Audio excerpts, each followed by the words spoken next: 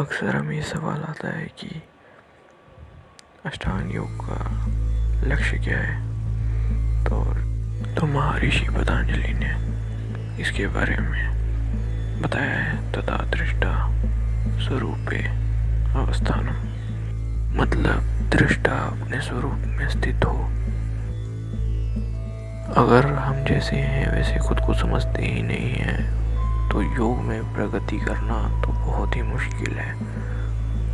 अक्सर आजकल लोग अपने इंद्रियों के वश में आके खुद की पहचान नहीं कर पाते हैं। हम जान ही नहीं पाते हैं कि हम तो उस चैतन्य स्वरूप ईश्वर का ही एक रूप हैं। हम अपने इंद्रियों के वश में इतने उलझ जाते हैं कि हम खुद को देखते हैं आईने में और सोचते हैं ये हम हैं, ये हमारा शरीर है। वो हमारा शरीर है, वो सत्य है, लेकिन वो हम नहीं है। हमें जो खाने में पसंद होता है उसे खा के हम कहते हैं कि ये हमें पसंद है। हम उससे अपनी पहचान कर लेते हैं। और ऐसे में क्रिया योग का इस्तेमाल करना बेहद ही कठिन हो सकता है। इसी कारण से हम अष्टांग योग ये इस्तेमाल करते हैं। जैसे जैसे आप अष्टांग योग में आगे बढ़ते जाएंगे वैसे वैसे आप खुद को जानने लगेंगे, अपने अंदर की उस आत्मा को जानने लगेंगे। मेरा आपसे वादा है कि आप समाधि तक पहुँचते पहुँचते अपने आत्मा को जान चुके होंगे। तो चलिए बिना किसी देरी के हम आज का कार्यक्रम शुरू करते हैं। आज हम यम के बारे में चर्चा करेंगे। जैसा कि आप जानते हैं अष्टांग योग में पहला महत्वपूर्ण हिस्सा यम है। और यम 5 हिस्सों में डिवाइडेड है। पहला है अहिंसा, फिर है असत्य, फिर है सत्य, फिर है ब्रह्मचर्य और फिर है अपरिग्रह।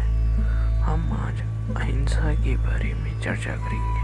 अहिंसा का अगर आप मतलब जानेंगे तो आपको पता लगेगा जहाँ हिंसा नहीं होती उसी को अहिंसा कहते हैं। जो हिंसा नहीं है वही अहिंसा है। लेकिन ये समझ लेना जरूरी है कि हिंसा क्या है। कोई भी ऐसा कार्य जो अपने सुख के लिए या अपने गुस्से के कारण से किसी और को क्षति पहुंचाने के लिए, चाहे वो शारीरिक हो या वो मानसिक हो, हिंसा ही कहलाती है।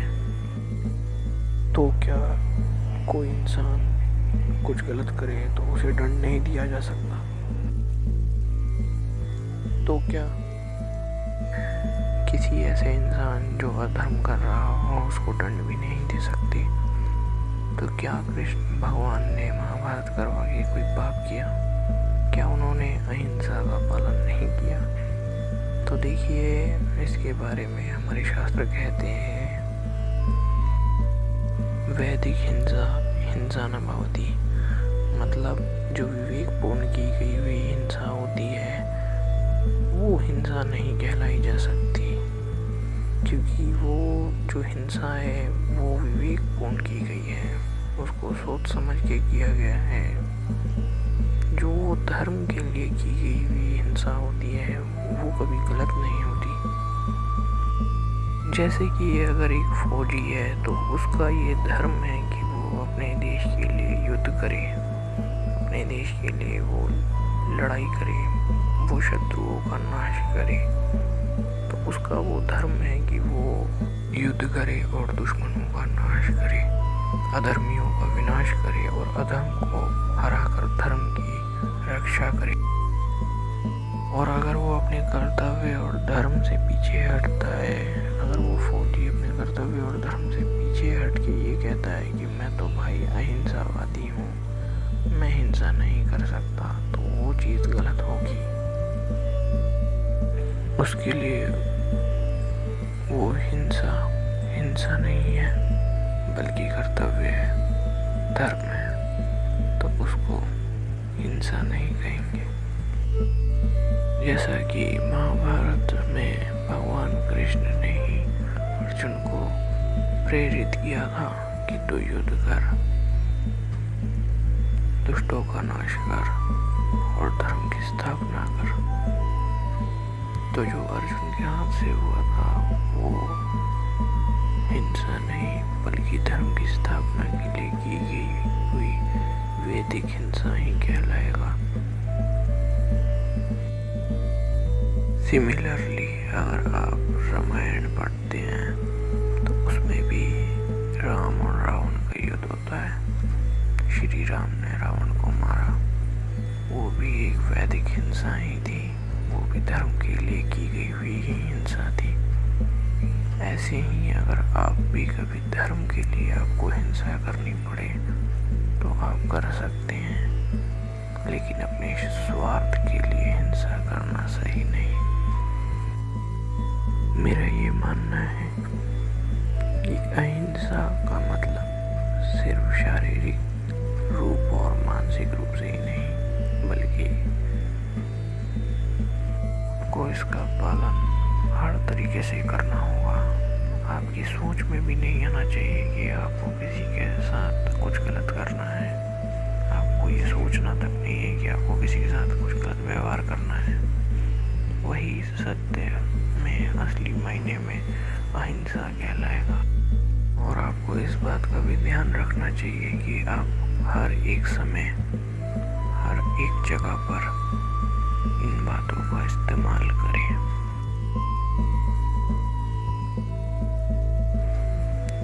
जब आप हिंसा को तन मन और वचन से अपनी जिंदगी से निकाल देते हैं तो बाकियों का भी आपके प्रति हिंसा भाव खत्म होना शुरू हो जाता है।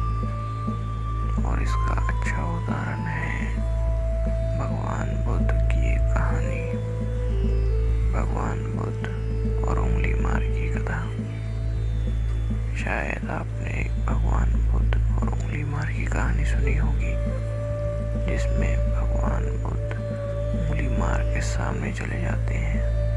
दरअसल वो एक राक्षस होता है इंसानी रूप में, जो लोगों को मार करके खा जाता है और उनकी उंगलियों की मालाएं बना करके अपने गले में लटका लेता है। जब भगवान बुद्ध उसके सामने जाते हैं, उसके पास जाते हैं, तो उनका ऑरा इतना बड़ा होता है, इतना विशाल होता है कि उस ऑरा में आते ही उंगली मार को पछतावा होता है कि वो क्या कर रहा है, कैसी जिंदगी जी रहा है। और उसे समझ में आता है कि हिंसा से तो वो अपनी जिंदगी में कुछ नहीं पा सकता। भगवान बुद्ध उससे कहते हैं कि अगर तुम्हारी दिल को संतुष्टि मिलती है मुझे मार के तो मुझे मार डालो।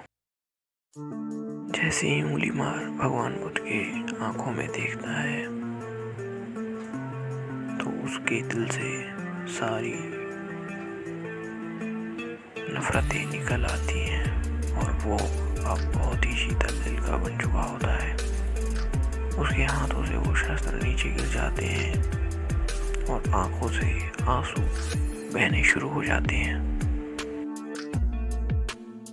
वो भगवान बुद्ध के आगे अपनी जिंदगी समर्पित कर देता है। वो मान लेता है कि उससे आज तक जो होता आ रहा है वो गलत था और अब वो गलती वो दोबारा नहीं दोहराना चाहता था। वो फिर सरेंडर कर देता है। इस कहानी से हमें यही पता लगता है कि भगवान बुद्ध ने अहिंसा को कैसे स्थापित किया था कि राक्षस जैसे उंगली मार जैसे लोग भी उनके सामने सिर्फ उनको देखते ही झुक गए। इसीलिए हमारे धर्म में ये कहा गया है अहिंसा परमो धर्मः। अगर आपको जल्दी से जल्दी अष्टांग योग में सफल होना है तो आपको अहिंसा की प्रैक्टिस पूरी ज़िंदगी करनी चाहिए। मैं आपको अगला नियम बताऊंगा और आपको अहिंसा को करते रहना है लगातार पूरी ज़िंदगी। आप सफल हों, आप स्वस्थ रहें, यही मेरी कामना है।